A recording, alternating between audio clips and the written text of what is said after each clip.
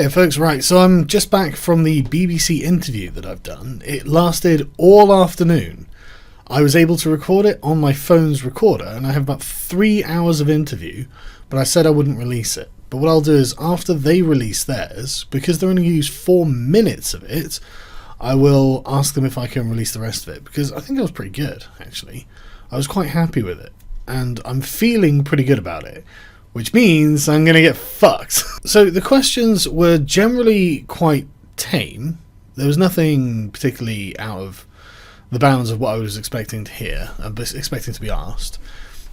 Just basically about what my conception of liberalism, how it differs from, the sort of Labour and Conservative views of the world, how it obviously differs from the alt-right. And I did my best to represent the alt-right correctly because I think that's fair.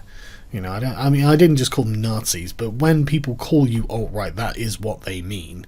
But again, they're only going to use 4 minutes of this 3 hours, so I have no idea what they're going to bring up. The format was question, 60-second answer, and then question, 60-second answer.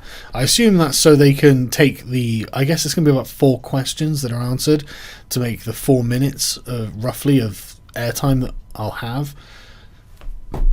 I have no idea what they're going to take. I think there were some good questions that I gave solid answers to, things about the way I view the world, and I particularly hope they use the one about UKIP feeling like a homespun party, because I really mean that as a massive compliment.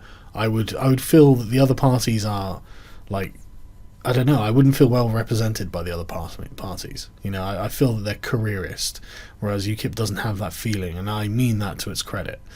I hope they use that, because I think that'll help encourage people to see it instead. I stressed in the interview that they're not like a far-right party, and I wanted to make that clear. There was some probing on liberalism, but I think I handled that quite well, hopefully. Fingers crossed, you never know, it might be shit. But like I said, I came away from it feeling pretty good. So they're gonna screw me. But no, the two guys doing it, I can't remember the names. Gareth, I think it was, and someone else.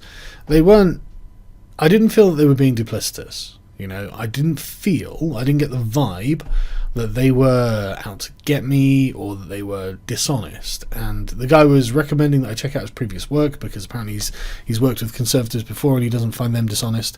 One of the things I tried to highlight, because BBC4 is an older audience, they're boomers.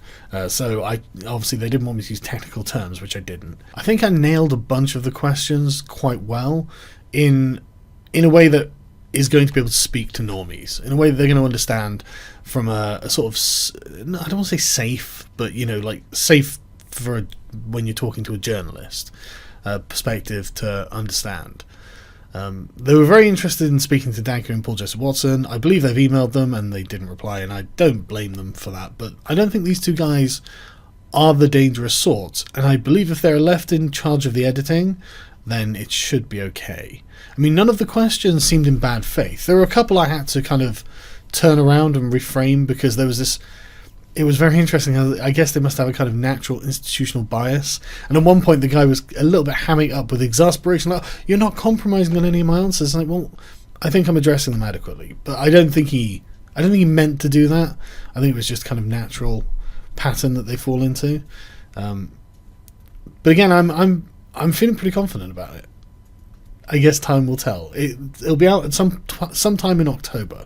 So fingers crossed that this means it's just a short thing that goes well and red pills a few boomers. Again, I've no idea. I'm nervous. I don't even know how big the audience for Radio 4 is. It's probably not all that big, but it could be quite big. And I'm absolutely certain that they're not going to be able to portray us as Nazis. And like I said, I've got the recordings just in case they do, because obviously I didn't say anything like that. I made quite an important distinction about liberalism, as in liberalism is like the containment of the state against society.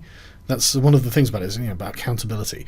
And that's one of the things that I'm particularly concerned about. So they can't just go, fascist, because obviously that's the opposite. So, I'm not worried about it, really. I genuinely don't think they're going to try and do something like that. But, if they are, I'd be very surprised. I'm very disappointed because I went for dinner with them afterwards, and we were just talking about, you know, politics, current events, and stuff like that. And they were fairly woke on a few issues.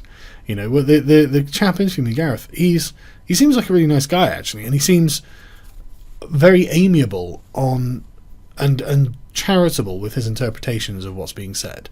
I didn't feel like he was being disingenuous, which I know, right? If you can believe it, a journalist not being. No, I'm joking. He seemed all right. But again, we'll see. Like I said, they're going to email Danker and Watson, but I mean, if they've already emailed them and these guys ignored them, I don't know what I can do, you know. And I don't blame them for not doing it, but I mean, I don't think that there's anything to lose by not doing it. By doing it, sorry.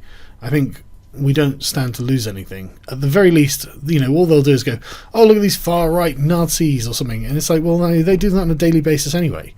I feel bad for the amount of press Paul Joseph Watson gets for a man who doesn't want press. I genuinely feel bad about it, you know, because he's not looking for limelight in that way. But what are you going to do? Anyway, I don't think there's anything else I can think of that's of any particular value to share, but I just wanted to let you guys know how it went and that I'm feeling good about it. So when in like a month's time or whatever, when this comes out and it sucks and I fuck it up apparently, I can say, well, hey, I've got the recordings. Here you go. This is what they did. This is what I said. This is what they've edited as. So, you know, wish me luck.